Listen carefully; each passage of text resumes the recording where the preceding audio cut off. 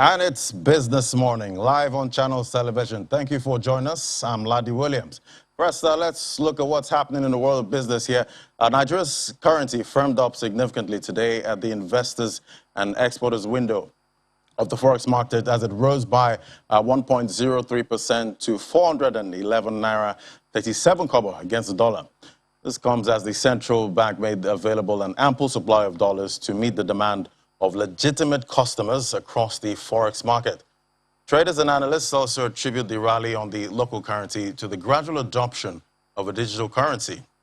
The e-naira, which has reduced Nigerians' appetite for buying dollars, as they can now withdraw dollars at official rates anywhere in the world.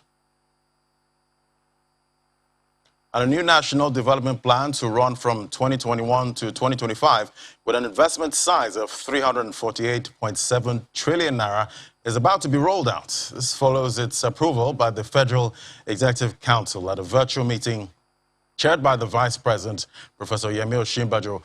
Briefing journalists on the matter after the meeting, the Minister of Finance, Budget and National Planning, Zainab Ahmed, said the federal government will broaden the tax base and expand the capacity of the private sector through creating investment opportunities as part of a funding strategy for the plan.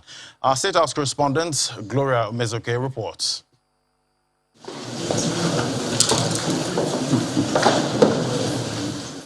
Six ministers are physically present as the Vice President, Professor Yemi Osinbajo, chairs the virtual Federal Executive Council meeting.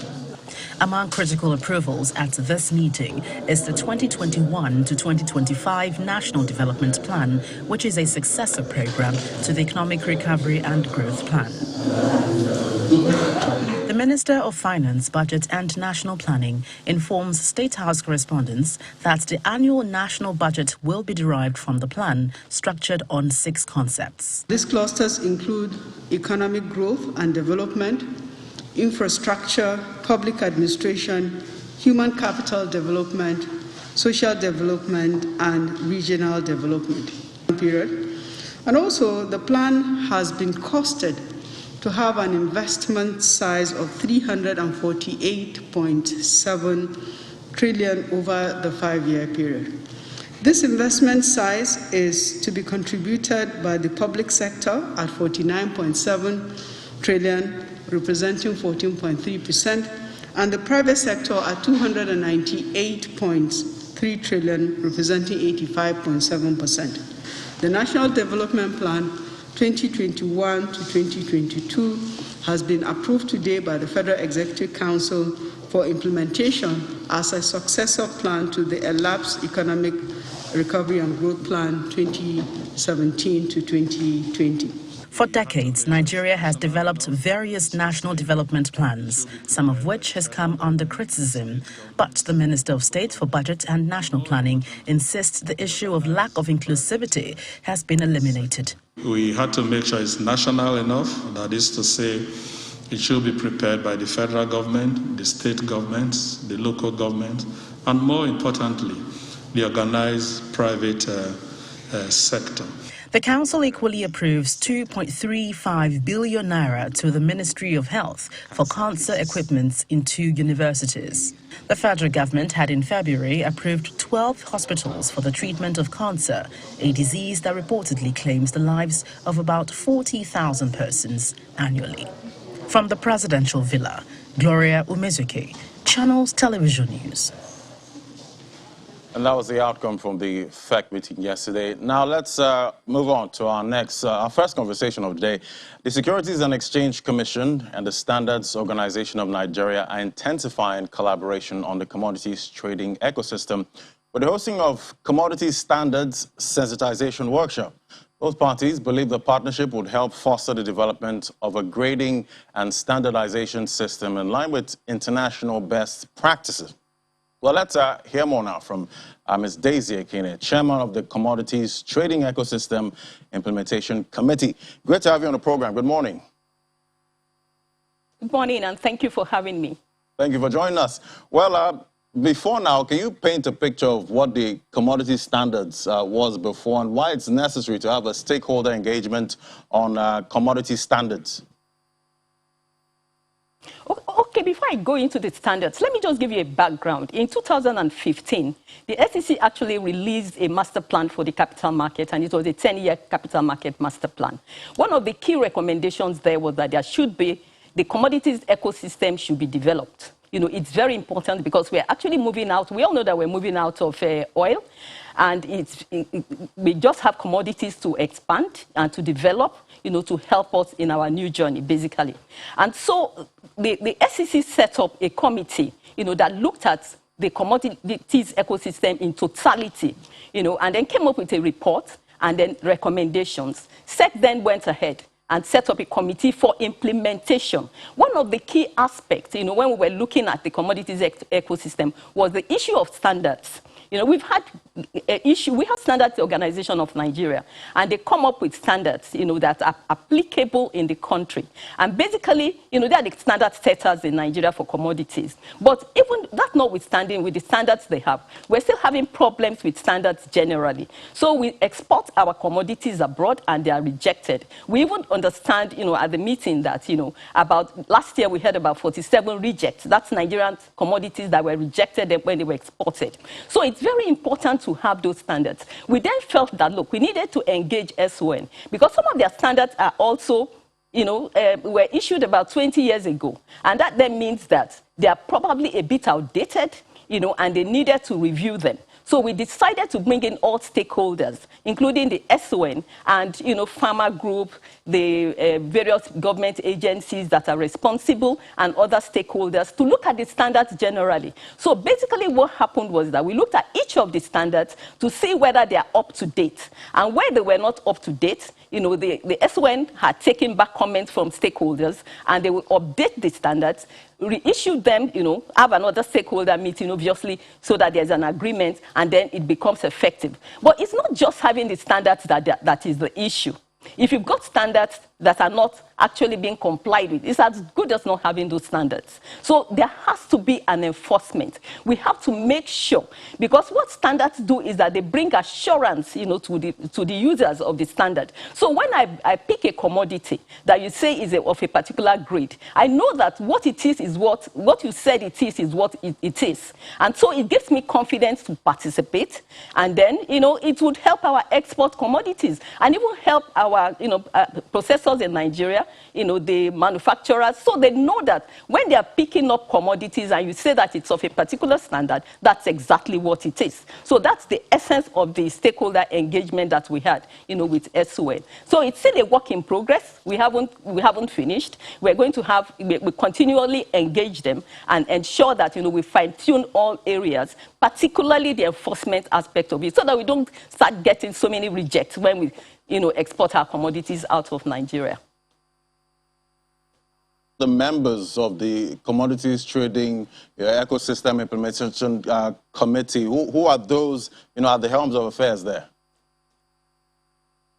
Okay, it's actually an interagency committee plus the private sector. So you've got the central bank, you've got NISRA, you've got SON, you've got Nexim, then you've got Bank of Agriculture, you've got the commodities exchanges. We have about 5 of them. At the time when we started, there were just 3. And so, you know, with the work that the commodities ecosystem was doing, I think that became, made the commodities side a little bit more interesting, you know, to various stakeholders. And since then, we've had more commodities exchanges registered by the SEC. So there are about 5 commodities exchanges now. And then we had the securities exchanges as well. So you're talking about the NGX, you're talking about FMDQ, you know, so they were part of the committee. They are still part of the committee. So it's actually cut across both the private and public sector. Okay, but, you know, what is the relevance of these commodity standards to the commodity trading ecosystem and the economy at large? Okay. Look, when you're buying a particular commodity, you want to be sure, like I said before, you want to be sure that what people say it is exactly what it says it is. And, you know, commodities must have standards, and they must be graded. Standards in the sense that, you know, I want to be assured that what I'm buying is what I'm buying, you know, and if you say that it's of a particular standard and it's not of that standard, what it then that does to me is that it dents my confidence, and I would probably not trust whatever, the commodity, whatever you present before me. So what that does is that it gives quality and it gives assurance to users of the commodity. And in that wise, it also encourages participation. It promotes confidence. And people who then buy the commodity are sure that what they are buying is what they get. What they get is exactly what they're buying. So it's important. And that helps the economy, particularly the export trade. And local manufacturers and all that. So when they are buying commodities, they are sure, for their inputs, they are sure that what they are getting is exactly what the people say that it is. So that's why it's important. And let me say one thing. Commodities exchanges play a very vital role in standardization and grading, and that's one of the interests of the capital market. Because when commodities are traded on the exchanges, they are graded and they are standardized, and they ensure that what the grading is exactly what is delivered. What grade anybody buys is exactly what is delivered on the day of delivery. So the exchanges play a very critical role in ensuring that there are standards in the commodities ecosystem generally. Well, I know, commodities can be quite tricky. How do you really determine, quality and value of commodities? Okay, in terms of quality, there are people who actually look out for those quality. For instance, the exchanges and those who set the standard, they will look at moisture, they will look at foreign content. There are so many things that they look at. I'm not a scientist. I'm not an expert in that area. But right. I know that for those who are experts in that areas, they know what to look out for, to grade them. So they look at a whole gamut of things, in a particular commodity to determine whether it's going, maybe the moisture content shouldn't be more than 1% or whatever. So they look at various, the foreign elements shouldn't be. They even look at the colors, look at various things, and then they come up to start grading them and say that, look, if this has less of this, then it is a grade 1. If this has, less of that, more of this, it is a grade 2. So that's left for the scientists. I'm sure they know exactly what they do when they are grading and standardizing them. What about value? Okay, value. Of course, if you've got a higher, if you've got a good quality, it helps value. And that's why the exchanges, when you talk about the exchanges, they bring price transparency. They bring quality as well. And so even quantity. So, for instance, a manufacturer can say that, look, I need certain commodities 9 months from today, and I can lock in the quality today, I can lock in the price today, I can lock in the quantity today. And because I'm sure that the quality I'm going to get today, I've locked in today, is exactly what I'm going to get tomorrow. It helps in terms of the value that, anybody gets, they get from it. So it provides that value too, because if I know that I pick up commodities from the exchange, I'm a trader, I pick up commodities from the exchange, and I know that what grade they say it is what it is. Obviously, it increases my confidence in the exchange, and obviously that also helps the value. It helps the confidence and, helps participation and helps the economy generally. And do you see, investor participation actually improving after this stakeholder meeting? I think since we actually started, we have actually seen investor interest growing slowly.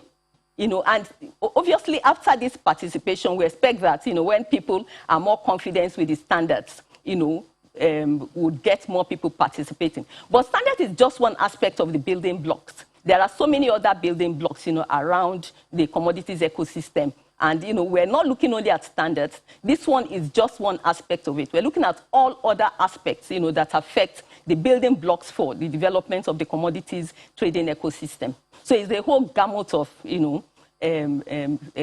things to look at, and we're doing that. And we have the support, of various stakeholders in doing that.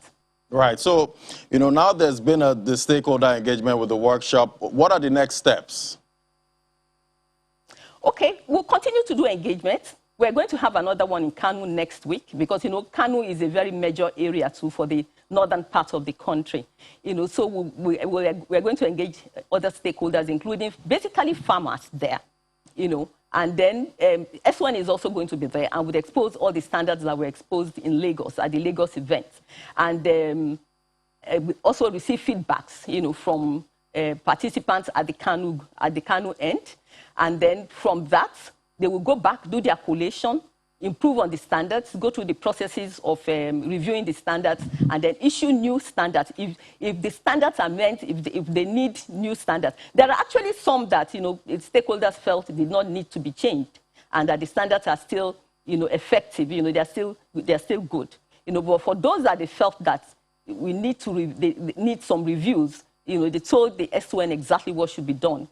Areas that they felt that the reviews should be done. So, they will do the Kanu one, we collate, then SON would, move on with ensuring that, they are, all the comments that are received, are put inside the new standards, and then they can issue that. But they have their ways of actually doing that, so they will do that. Okay, looking at this trading, commodities trading ecosystem, how does technology play into all of this? Okay, technology is very key to the development of the commodities side. We know that now. In those days, farmers go to the market with their hoes and all that. These days, there are a lot of things that are done by technology. Even getting in touch with, even in terms of sprinkling, using, instead of carrying buckets and like, our parents used to do in the farm, pour water on the crops. Now technology does it for you. So technology does quite a whole lot in the area of the ecosystem. And so there are so many technology groups that are doing that. And we are also encouraging it. And even using mobile phones, getting in touch with the extension workers. The extension workers too have been trained in the area of technology and all that. Although, unfortunately, we got to know that we don't have enough extension workers in Nigeria. So technology is actually being used. And we can't run away from technology in the area of the ecosystem generally. And let me just say something about the commodities ecosystem. It's not only about just the standards. The ecosystem is very wide. For instance, the commodities value chain is very, very wide. You're talking about from farm to table. And look at the chain. You're talking about logistics. You're talking about input supplies. You're talking about, warehouses. So the ecosystem is very, very wide. And in all of it, you need technology, to assist, to make it more efficient, to make it more effective, and to bring the value that is needed, in the ecosystem as a whole. Okay, but how do you think we can, further promote the widespread adoption, of commodity standards practice? Okay, how we can do that is to ensure that we keep engaging all the stakeholders. For instance, the farmers. So we've got to educate them about best practices. One of the problems we have in Nigeria is, too much pesticides in our Greek products. And so when they're shipped out of the country, they get rejected. So how do we train, the farmers, so that they don't, laden the commodities with a lot of pesticide and, what they shouldn't laden them with. So education is very, very important. And we've actually started the engagement about education. And one of the ways of doing it is actually going to the cooperatives. And so we're encouraging farmer cooperatives, and with a lot of stakeholders. There are the exchanges have a lot of cooperatives already, that they are monitoring, and some of them have even set up.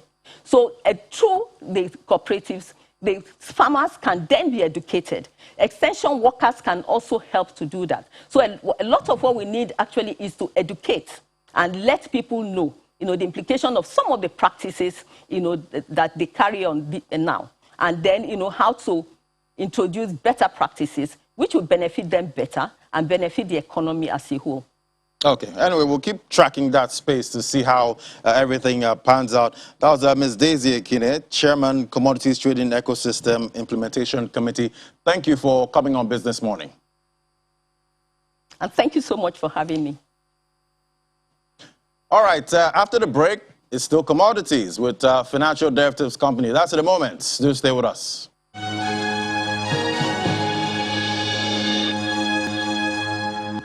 Welcome back. Now to our commodities update. All prices were steady today after falling in the previous session. See, Brent crude futures gained 18 cents to $82 a barrel, while WTI futures rose 17 cents, about $81.51. Well, we have Bolanle Agbaje now join us for an update on commodities market. Great to have you, Bolanle. Good morning. Good morning. Thanks for having me. Yeah, so we've seen the oil market, it's been quite strong, for some days now, but I guess we're having a pullback today? So oil prices had increased to about $85 per barrel as at yesterday, but it has dropped to $82 per barrel as at this morning, and that's just because the U.S. has mentioned that they're about to release their strategic reserve to kind of increase supply in the markets. They've said multiple times and mentioned to Saudi Arabia to come in and increase supply, and OPEC Plus have decided not to at this point. I think they're still they're hopeful and optimistic about the oil market and still trying to profit from this. Like I mentioned on Tuesday, the Saudi in particular had increased domestic price of oil. So some of these oil producers are waiting to see how the markets take it, and also trying to take advantage of the increase in demand during the winter period as well. So in my mind, when this happens, I start to think, is the bull run over? But somehow the market tends to surprise me. Yes, what are you expecting? It's still far from over. We do expect that, in the next few weeks, oil prices would still trade between $82 to $85 per barrel. Some analysts are expecting about $100 per barrel. I think that's too optimistic. But in the short term, that's the trajectory. Although we're waiting to see what happens, depending on how strong the winter is. If the storms are, huge, then we do expect, really bullish returns when it comes to oil prices. Okay, and it's been COP26 this week. It's ending tomorrow. Can we expect any impact, on the oil market from when it ends tomorrow? Not necessarily. Oil prices are still, driven by the fundamentals in the market. Anything that has to do with demand and supply. We don't expect any pullback to this, except there's a, significant effect on oil price on the production side or on the demand side. Like oil prices actually took a downturn today, just because we're seeing fundamentals or points towards, increasing supply by the U.S. Government. All right, and still looking at the U.S., you see pressure on America's central bank to raise interest rates as the inflation has surged to a 30-year high. What's stoking this? Yes. Well, I think they did expect that, prices would keep increasing from the pandemic, era, and obviously the post-pandemic situation that we're currently facing. We've seen prices increase in the U.S. when it comes to groceries, house rent, and other aspects of the economy. So mainly consumer goods. We've obviously seen the trend of increasing commodity prices, across all board. But I think the Fed still believe that these increases are transitory, so they're temporary in actual sense. So they do believe that, things would more or less adjust, or the market will more or less adjust itself, in the next coming months. They did mention that, they're not looking at increasing interest rates until about June 2022. But for now, they're working on, reducing the bond sales, monthly bond sales that they have been doing, which is more or less like quantitative easing anyways. But currently, they're not so worried about the increases in inflation currently in the U.S., but they're watching to see how the market behaves. And some believe this is because of the record money printing by the Fed last year when COVID started. Yeah, most of these countries are more or less worried about growth and trying to, preserve growth numbers at the moment. They're trying to, look at how individuals are adapting to this, COVID pre-pandemic and post-pandemic, situation. So they're trying to monitor growth as well as, inflation at the same time. But the only way to, reduce inflation is by increasing interest rates, which would hinder growth. So it's it's more or less a dilemma for the most of the central banks. The devil and the deep blue sea, basically, at this point. Yes. How will this impact emerging markets? So for emerging markets, once you have, increases in interest rates in the U.S. is more or less bad for us, especially emerging economies that haven't positioned themselves properly. So Nigeria would be an example of that. We're already struggling with our dollar supply. So when you have a situation where interest rates is increasing, it threatens, investor confidence and, more or less our dollar supply. But at the same time, you also have that indirect relationship with oil prices. When you have increases in interest rates in the U.S., it's more or less would appreciate the U.S. dollar, and this has an inverse relationship with oil prices. So when you have an appreciation of the U.S. dollar, you see a fall in oil prices, which is also bad for Nigeria. So those are the issues when it comes to higher interest rates. But we're still calm at the moment, because the Fed has reassured the economies that the increases in interest rates are not going to be done until about June 2020 next year. Anyway, we need the assurance, yes. Basically. Well, let's look at currency. Now we see Naira has gained about 1.25% in the parallel market. Yes. Is this a trend we can expect to continue, or? It depends on a lot of factors. The main factor would be oil prices. As oil prices are increasing at the moment, the central bank is confident and comfortable to increase dollar supply. So we're seeing more dollar supply in the market. We'll definitely see appreciation of, because that's the the direction of the market, and that's how the market should react to that move by the central bank. So I think that's the only driver at this point when it comes to the appreciation of the naira. And last time we spoke, we saw that our external buffer was still was trending down at that point. Yes. How's it looking now? It's about $41 billion, $41.03 billion at the moment. It's the drop down is not too much at this point, but the CBN is definitely not going to increase dollar supply to ridiculous amounts just to appreciate the naira. They're just monitoring it and pushing a certain amount of dollars into the market gradually. And another issue I see here, farmers owing the CBN about 463 billion naira. Yes, Why can't they pay? Why the defaults at this point? There's a huge insecurity in the north. And that has, prevented farmers to, more or less do their job when it comes to increasing production of some of these agricultural products. Some farmers are scared to plant. Some farmers are also scared to, even go into their farms and get, the job done. So it's not surprising. I also saw that you reported this morning about Katsina, insecurity in Katsina as well. This has been trending for the past few months. In fact, for the past how many years? And it seems like the government is trying its best to monitor and reduce insecurity, but I think the high level of poverty within the economy is what keeps driving the insecurity levels. A lot of these people are poor, and they're still struggling, and the only way they can respond to this is by being increasing the insecurity levels in those parts of the country. So that has prevented them. It's part of the Anchors Borrowers Program by the CBN to increase loans, but I'm sure the central bank also understands that these are the problems that some of these farmers are facing, and I'm sure working tirelessly to make sure that they can actually have a safe environment to plant most of their agricultural products. A backlash on the farmers with this. Well, it's the reality at this moment, but we do hope that so many interventions by the government would actually solve this particular problem. Right. Let's look at some agricultural commodities. There we see Africa's coffee exports rose about 2.2%. 2.2%, yes.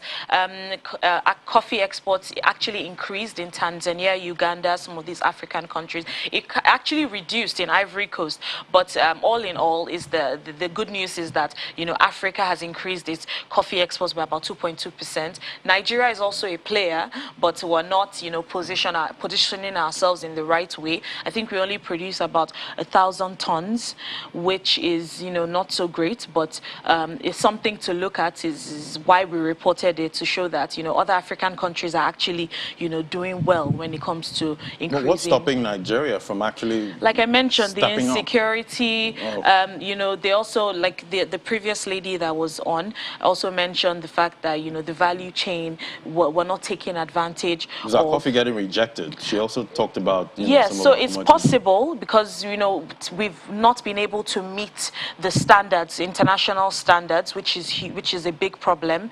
And, once you're not able to meet the international standards, you're definitely not going to get buyers. So what happens to, most of the products that are being produced? They more or less go to waste because this is not being utilized properly. So those are, some of the issues that we have. Then infrastructural issues as well. We don't have, machineries. We're not taking advantage of the technology advancements that could be, utilized in those farms and all of that. So those are some of the issues that, plague the agricultural sector in Nigeria. Right. What's happening in the domestic commodities market at this point? So one news that has recently popped up is the Central Bank of Nigeria increasing, buying seedlings in Plateau State to increase the production of wheat, which is great. Wheat is the second largest contributor to our import bill. So if there's something, the CBN is doing about this, it's big news.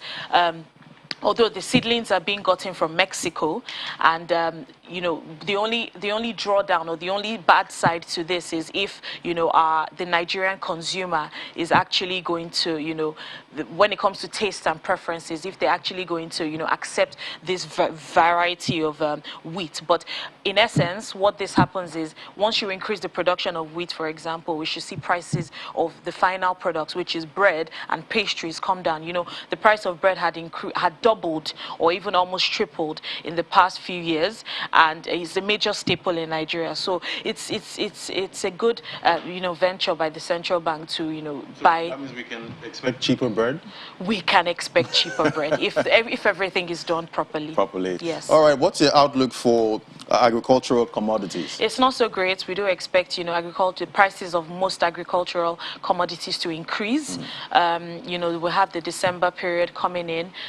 Increases in demand and also the exchange rate as well. Even though we're seeing slight appreciations, it's not enough to bring prices down. So it's not so great for agricultural products. And we still have cooking gas prices still high, rising. It's going to be an interesting holiday. Yeah, very interesting. Though we're seeing most consumers move towards firewood and charcoal, which is not great health-wise and for the environment at the moment. Exactly. COP26 will not be happy with that. Yes, they wouldn't. All right, Bolale Agbaje, financial analyst at Financial Derivatives Company. Thank you so much for coming on the program. Thank you so much for having me.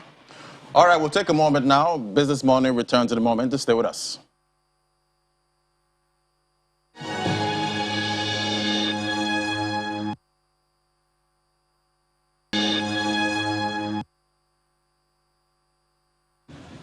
Welcome back. Still watching Business Morning live on Channels Television. Now let's look at what's happening in the equities market with Willie Bong. Seems the two-day bull run is over. Laddie, I wouldn't say the two-day bull run is over. We just had a slight pullback. The markets, well, it snapped the two-day bullish run. Yes, we can say that happened. But investors are trying to cash in, cash out some of and take profit. Well, we saw that for Lafarge and Zenith Bank. Lafarge was down almost 4%, 3.9% to be precise. And Zenith Bank was down by 1.2%. So the benchmark index definitely had to decline. Well, it went down 0.05%. To 43,707.3 points.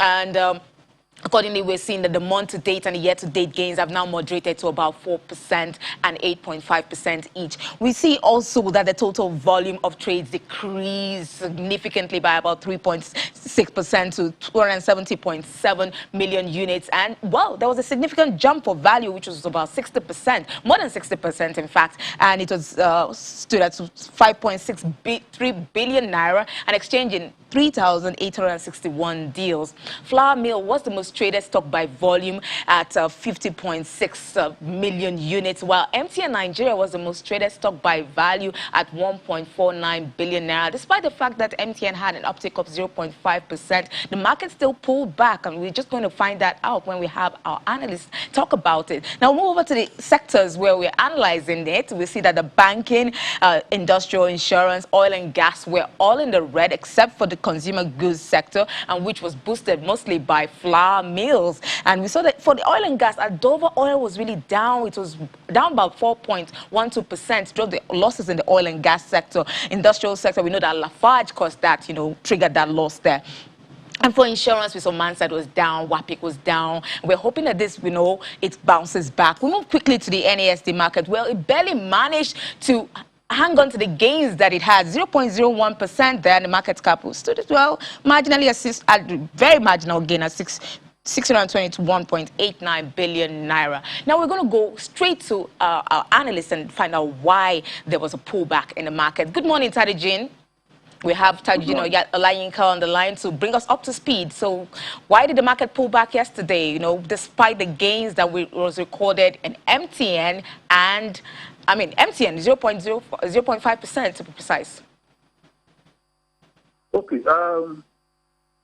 If you look at it very critically, you see that, what we can deduce from, what happened yesterday and what has been going on over the past week is just that, after the announcement of the new payment service banking license to the market, investors have not been able to fully digest the possible impact of the payment service banking license issued by CBN to the two telco giants, MTN and Airtel.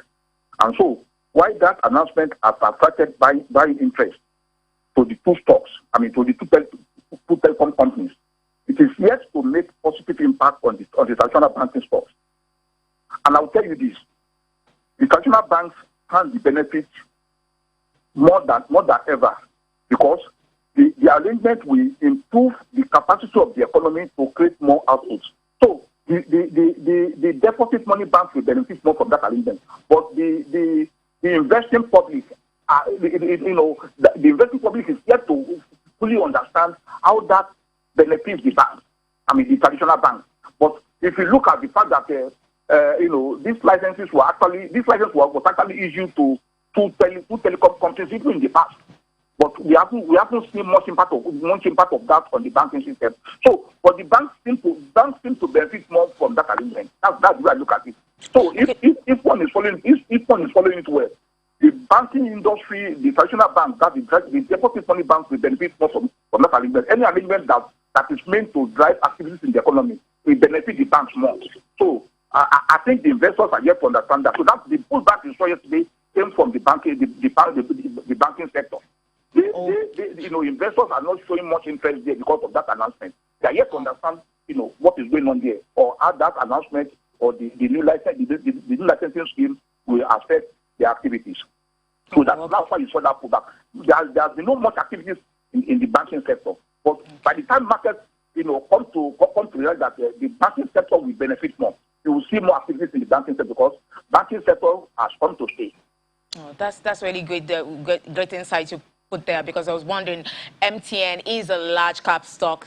It's got a market value over R1 trillion, and we were expecting that even a 0.5% uptick was going to be able to, pull the market to the positive territory, not the negative territory. Thanks for, giving us that explanation. So, but we also saw flour mills trading, it's traded stocks worth over 1 billion naira yesterday. So what's driving investor sentiment for its shares? Okay,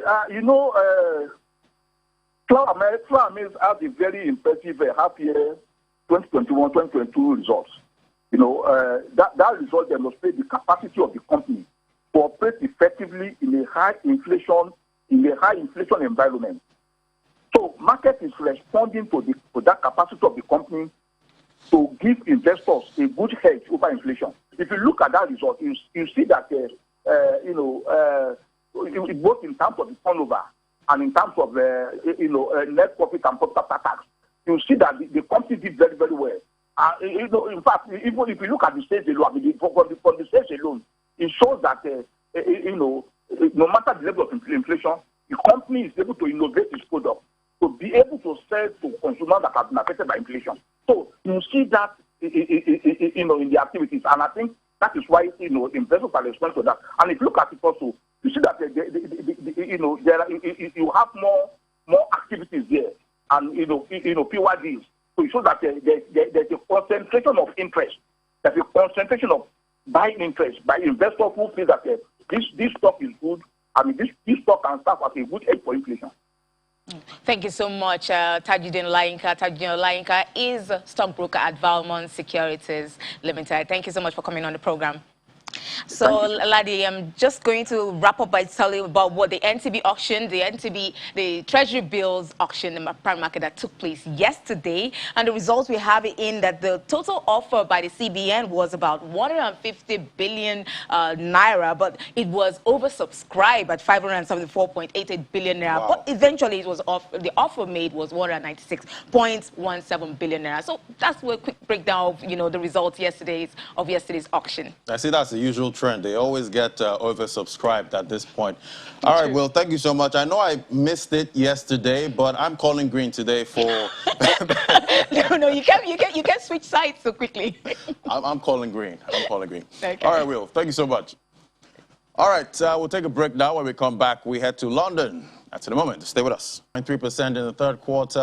What are the details?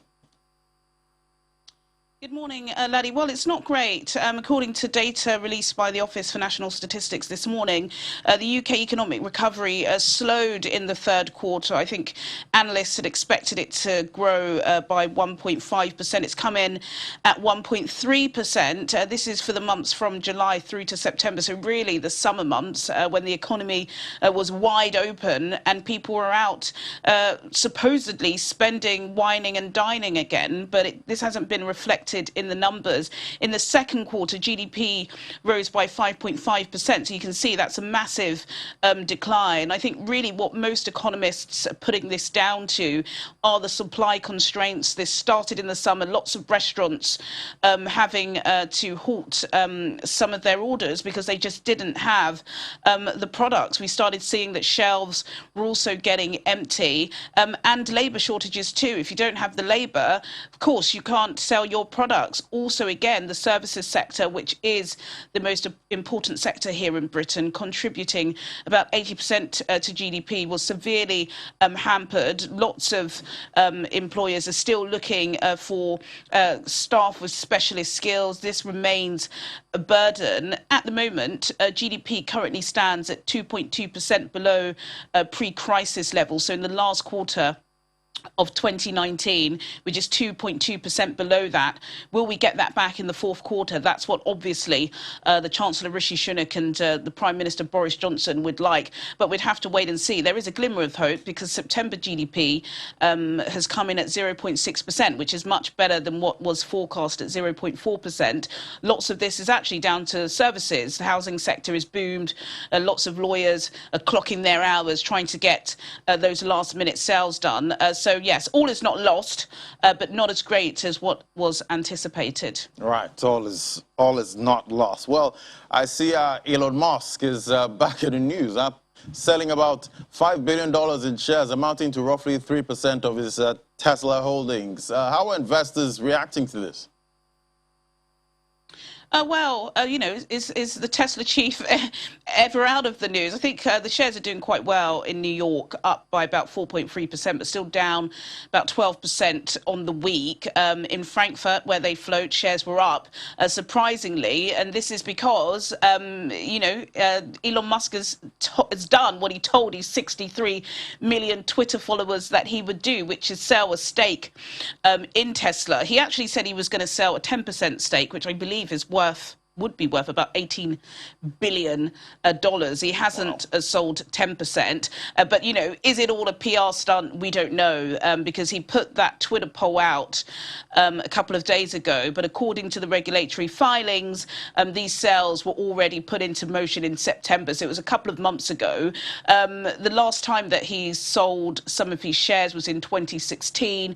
And this was to pay an absolutely enormous tax bill. Some are saying asking, you know, is it to pay another tax bill? I know he is the world's wealthiest billionaire, the richest man on earth, but, you know, that does come with some heavy taxes, and some are asking whether or not this sell-off is to make sure he can cover those. Who knows? But yes, he has sold these shares worth $5 billion. I've got to say, I'm very unlikely to get my hands on one of these shares. I don't know if you're interested in that, Laddie, but nevertheless, Tesla's growth continues. Right. Well, Elon does sure know how to find his way around the market. All right, Julietta, thank you so much. Thank you. All right, let's look at what's happening in the crypto market there. We see Bitcoin started a downside correction below 66,000 and the 65,000 level. Price is now trading below 65K and the 100-hour simple moving average. There was a break below a major bullish trend line with the support near 66,500. Well, we see the market cap there below 3 trillion. It's down 1.86%. 24-hour volume, $178.13 billion traded in the total crypto market. We see Bitcoin dominance, 43.20%. Let's slide over to Bitcoin there. The price of Bitcoin. See Bitcoin trading at about 64,800 this morning. It's down 2.46%. Well, let's bring in Emmanuel Babalola now, interim CEO at Bundle. Great to have you, Emmanuel. Good morning. Yeah. Hi, Elon. How you doing? I'm good. But we're seeing a pullback in the market, and we know Nigerians are very much interested in this crypto market, but it is a very risky market, a lot of scams. No, How do they choose the right exchange? Hello, can you hear me? No. Hello, can you hear me? Yeah, I can hear you now. Okay. I said, the crypto market is getting a lot of attention, from Nigerians, but the market is very risky, a lot of scams. How do they choose the right exchange to trade on?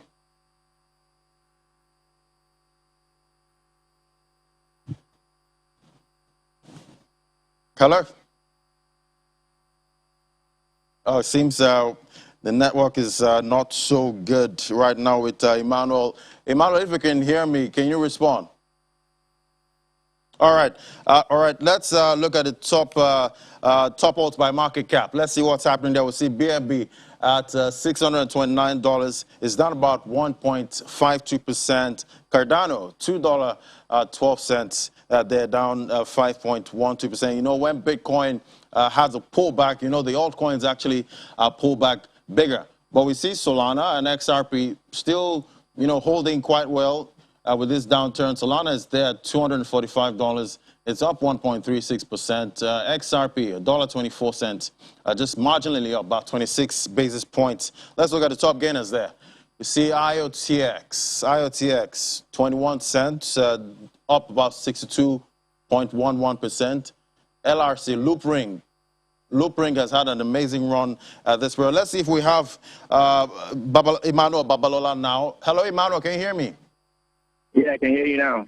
Yeah, I was saying before that Nigerians are, giving the crypto market a lot of attention right now. But we know the market is very risky. We have a lot of scams and rug pulls in the market. How do Nigerians actually choose the right exchange to trade on to avoid scams? Yeah, okay, so I think education is so important here, right? And there's several efforts, by industry players, especially us at Binance, to educate people on how to, use crypto, how to store crypto safely, and how to avoid scams. When you see someone promising you 1,000,000% on your investment, and asking you for your private keys or, one Ponzi scheme or the other, so these are several red flags, and that's why education is so important. And, choosing an exchange, depending on whether you're a retail or institutional player, you look at different things from liquidity to advanced tools to, API, security, the fees, so you name it. And in crypto today, we know the exchanges that mark all these check boxes. And even us at Binance, we've gone for that to really invest and support Bundle, in terms of how we simplify crypto on the continent. So whether newbies or OGs, so the key thing is being able to identify which which exchanges meet those checkboxes, and like Binance Bundle meets all those checkboxes. Right, but talking NFTs now, we see NFTs are getting attention with metaverse. When the market gets maybe into a bear market, we know how the bear markets come in the crypto market. Do you think these NFTs will still retain value? Yeah. Okay, so the thing about NFTs and why I personally feel so strongly in them is that it's for like the next billion, users of crypto.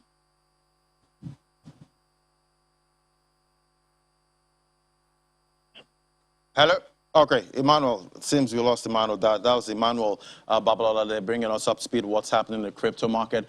Anyway, that's a wrap on the program for today. Thank you so much for watching. Don't forget to join us by 1:30 on Business Incorporated for more updates and developments in the world of business. I'm Ladi Williams. Thank you for watching. Bye for now.